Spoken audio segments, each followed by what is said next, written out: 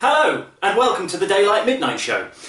Bit of a dress down Friday this week. It's far too hot in here already for me to wear a suit. I'd also like to point out that the RAF seem to have picked today to do loads of exercises above my house. So the jets are setting off my neighbour's dog, so it might be quite noisy for background noise this week. I do apologise in advance. First things first, let's set the timer on the computer so we now have 10 minutes to get this show done before the bomb noise goes off. Second things second, we need to activate the Gregometer.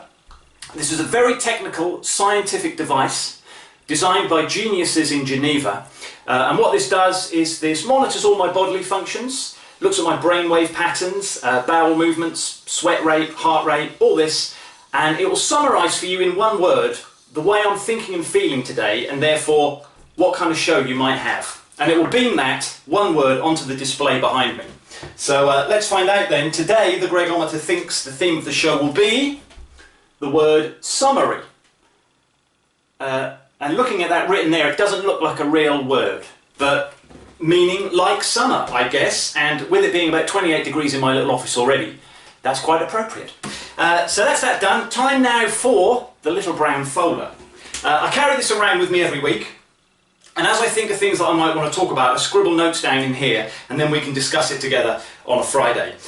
Starting, as always, with my feedback from last week's show. So I watched the show back and see what I think.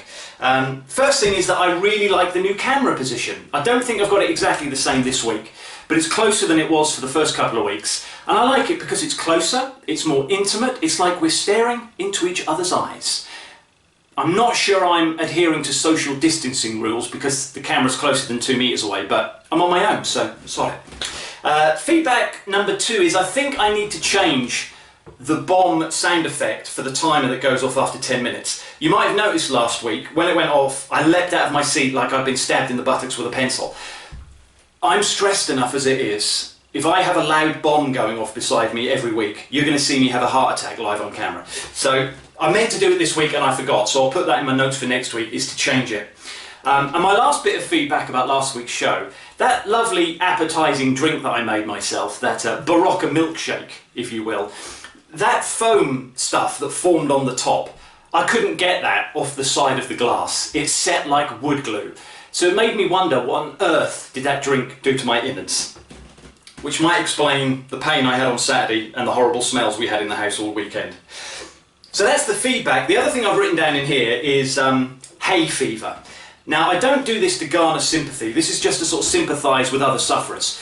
If my eyes look like I've been crying all night, it's reacting to the pollen. I get hay fever every year, and I get it from tree pollen. So normally mine starts about March, and by the end of June, it's kind of tailed off, and then I'm okay for the rest of the summer. This year, it's carried on through July, and it looks like it's going to carry on through August as well. So I've looked into it, and apparently that's the case all over the country. Hay fever has had its worst year so far. More people have got it. The people that have got it are suffering worse, and the symptoms are lasting longer. And there's an interesting theory that it's to do with the lack of air pollution. Because of the lockdown, we haven't had 20,000 planes over Britain in the last 4 months.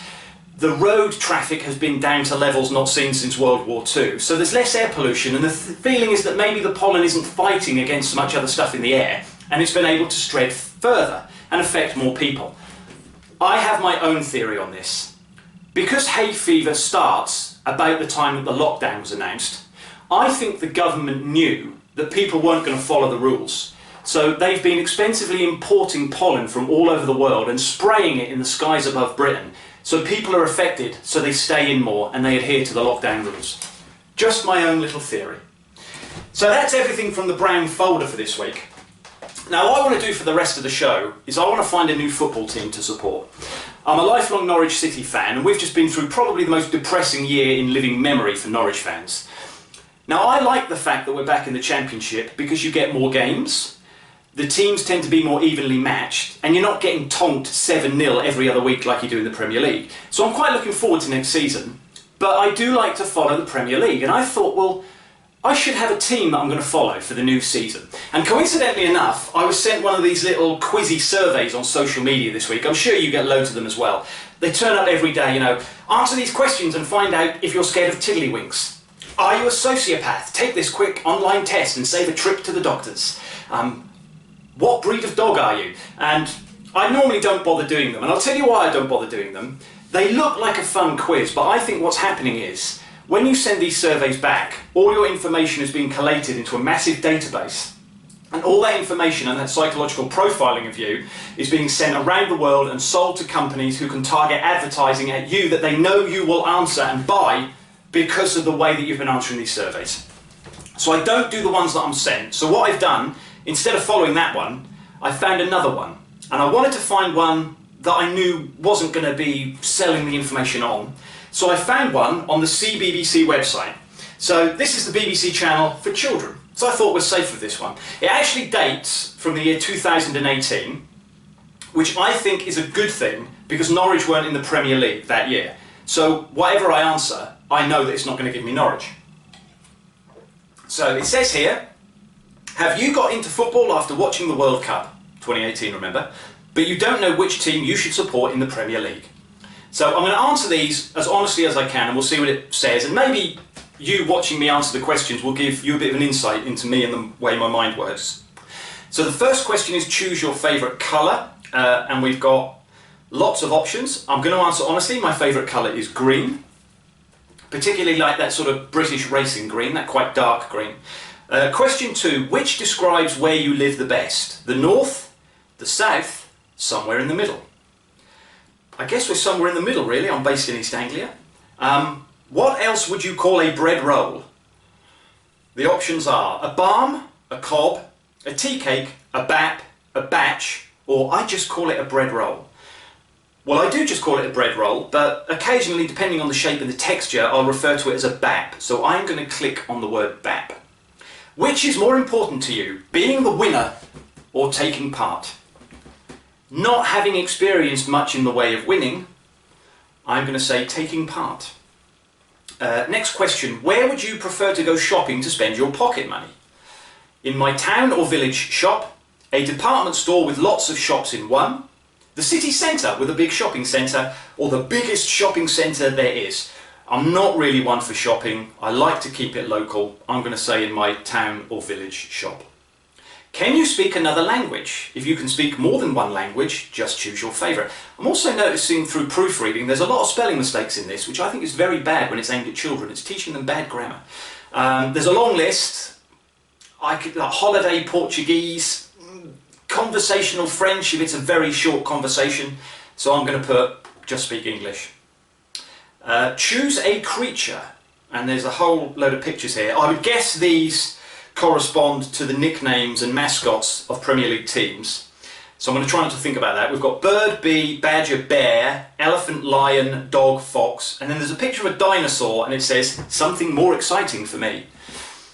I love dogs, but I'm going to go for a bird because there's a lovely picture of what I think is a peregrine falcon. So I'm going to click on a bird.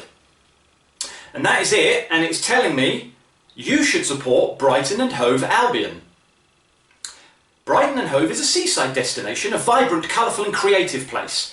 The football team got promoted into the Premier League in 2017 after 34 years in lower divisions. They beat Man United and Arsenal, finishing 15th in the league. This season, the Seagulls will hope to finish in the top half of the table.